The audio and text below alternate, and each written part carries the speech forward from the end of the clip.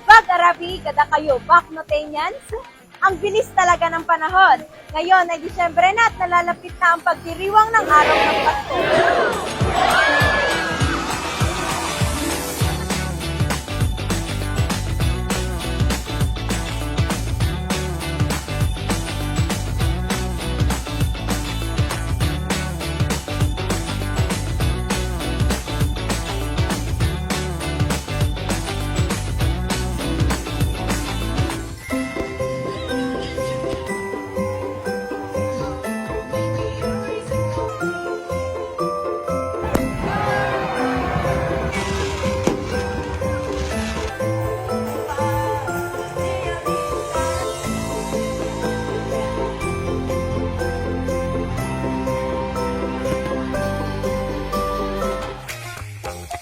Ayan guys, dito sa Paskuhan Village, hindi mawawala ang mga lovers natin.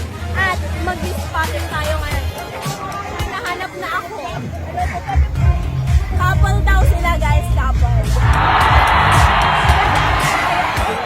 At ngayon naman guys, pagkatapos natin kausapin ang mainit-init ang Christmas, yung mga may partner, ngayon maghahanap naman tayo ng for the single like me. So malamig o mainit po ba ang Pasko nyo ngayong taon? Malamig daw, sabi ni Miss Ara. So kuya, mainit ba o malamig ang Pasko mo ngayon? Malamig. Malamig daw ang Pasko ni kuya. Pero malamig po ba o mainit ang Pasko nyo ngayong taon?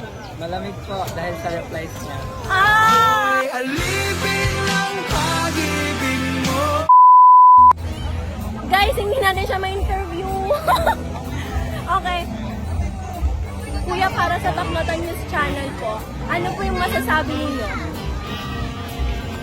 Ay, sign language, guys. Sign language.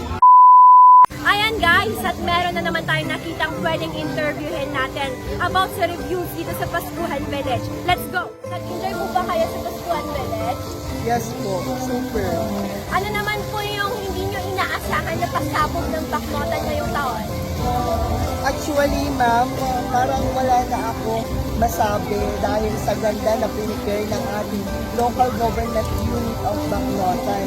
So, parang itong Paskuhan sa village is tradition na natin every year, kaya hindi na po ako nag-expect.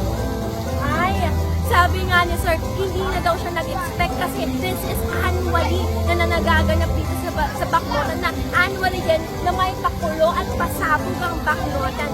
Ayan guys, we heard it a lot and more information, excitement and more.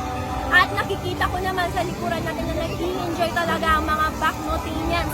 Kaya ano pang hinihintay ninyo?